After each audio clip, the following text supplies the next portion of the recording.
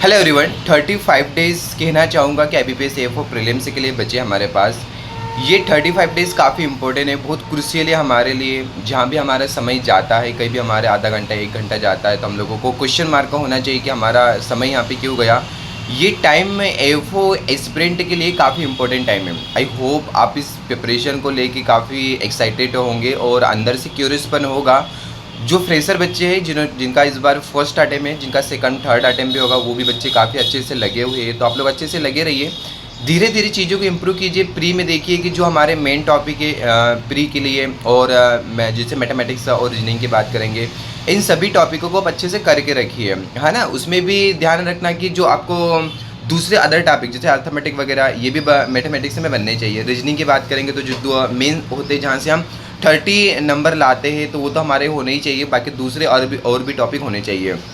Puzzle और जो सिलोक्स वगैरह है, इस पर भी अच्छे से फोकस कीजिए। जितना ज़्यादा आप फोकस करोगे, जितना ज़्यादा आप प्रैक्टिस करोगे, उतना आपके लिए बेस्ट रहेगा। क्योंकि पजल और सीटिंग एकमात्र ऐसे टॉपिक है कि आपको प्रैक्टिस से ही बनेंगे। मैथमेटिक्स से बहुत सारे बच्चे एक्सक्यूज़ वगैरह देते हैं कि सर मैथमेटिक्स में ये नहीं बनता है, वो नहीं बनता है।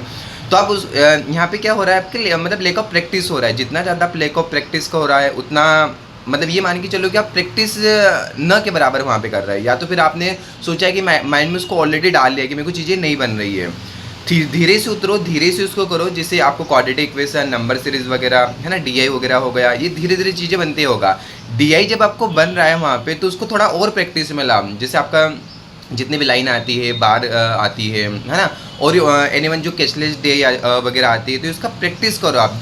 DI के दिन में डेली 2 से 3 DI लगाओ, है ना। वहाँ से चल के आपका जो पजल वगैरह है, सीटिंग, तो पजल और सीटिंग दिन में 3 से 4 आपके सीटिंग और पजल आपके लगने ही चाहिए।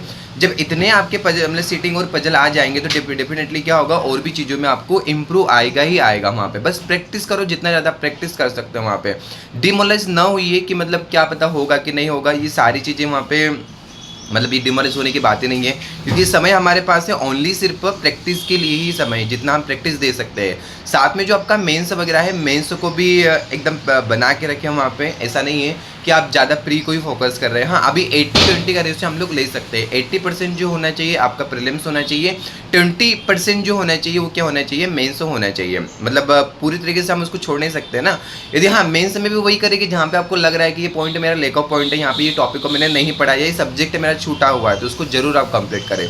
धीरे धीरे चीज़ों को इम्प्रूव करें, डेफिनेटली कुछ समय के बाद काफ़ी इम्प्रूव होगा, है ना।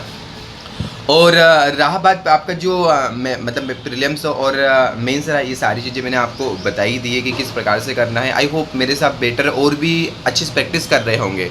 यदि और कुछ भी आपको लगता है कि सर यहाँ पे हम कैसा करें, तो आप कमेंट बॉक्स में मेरे को बता सकते हैं। यहाँ पे डेफिनेटली आपकी जो भी प्रॉब्लम्स वगैरह है, उसका मैं डेफिनेटली सॉल्यूशन करूँगा। Thank you very much, all the best.